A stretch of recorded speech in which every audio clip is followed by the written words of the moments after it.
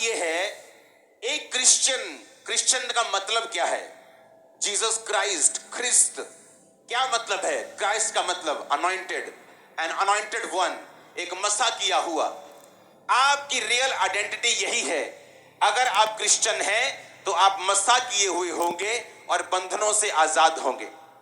और अगर आप क्रिश्चियन हैं लेकिन मसा किए हुए नहीं हैं, इसका मतलब आपने अभी तक परमेश्वर के वचन को पूरी तरह से एक्सेप्ट नहीं किया। या तो आपको यह वचन मिला नहीं, या तो आपने अपनी लाइफ को बदला नहीं, या आज आप वचन सुन के अपनी लाइफ को उस वचन के मुताबिक, जो मैं आपको बताऊंगा पवित्र आत्मा की भरपूरी होने से पहले क्या क्या कंडीशंस हैं, क्योंकि पवित्र आत्मा के अभिषेक आने के बाद आपकी लाइफ का जुआ नहीं रहता। मेरी लाइफ में डिप्रेशन था, पागलपन था, बीमारियां थी, लेकिन मैं गरीब नहीं था। मेरे पास पैसा था, मेरे पास बिजनेस था, लेकिन ये सब चीजें मेरे काम नहीं आई। मेरे कनेक्शन काम नहीं आए, डॉक्टर्स काम नहीं आए, कुछ भी काम नहीं आया। लेकिन पवित्र आत्मा के अभिषेक के कारण वो सारे जुए नाश कर दिए गए।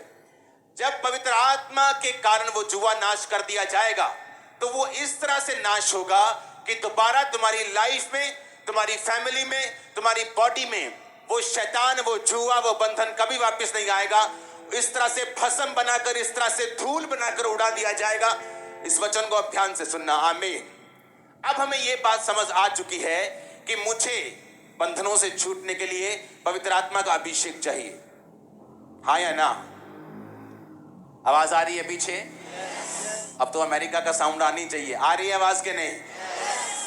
अब मुझे यह मालूम हो गया कि अब मुझे बंधन से आजाद होने के लिए, मुझे जुए से आजाद होने के लिए पवित्र आत्मा का अभिषेक चाहिए।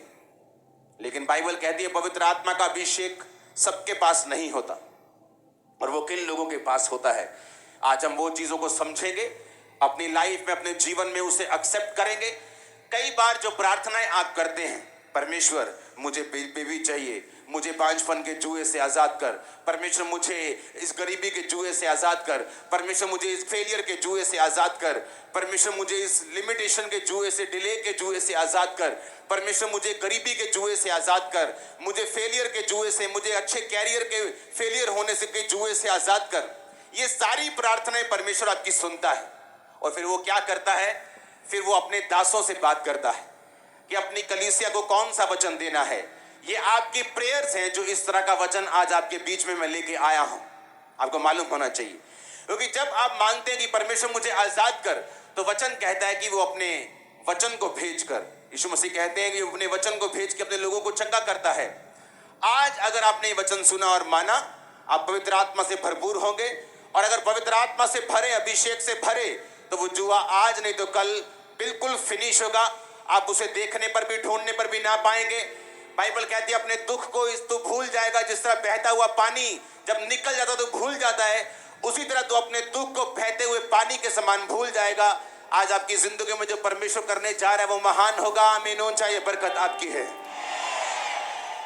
लूका 1 उसकी 80 आयत में लिखा, और वह बालक बढ़ता और आत्मा में बलवंत होता गया और इजराइल पर प्रकट होने के दिनों तक जंगलों में रहा।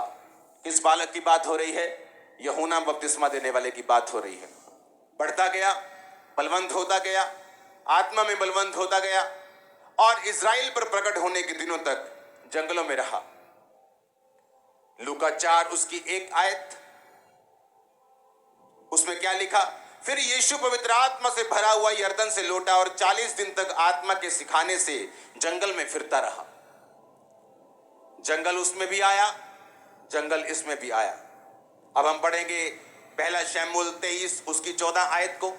तब दाऊद जंगल के गढ़ों में रहने लगा और पहाड़ी देश के जीप नामक जंगल में रहा, और शाऊल उसे प्रतिदिन ढूंढता रहा, परंतु परमेश्वर ने उसे उसके हाथ में ना पड़ने दिया।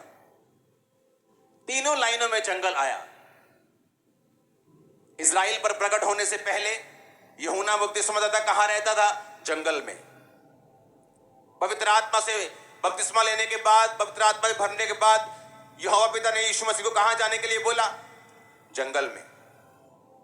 राजा बनने से पहले दाऊद को कहां रहना पड़ा? जंगल के गढ़ों में, जंगल में। क्या ऐसा है जंगल में? क्या हम भी जंगल में चले जाएं? तब पवित्र आत्मा से भरपूर होंगे क्या?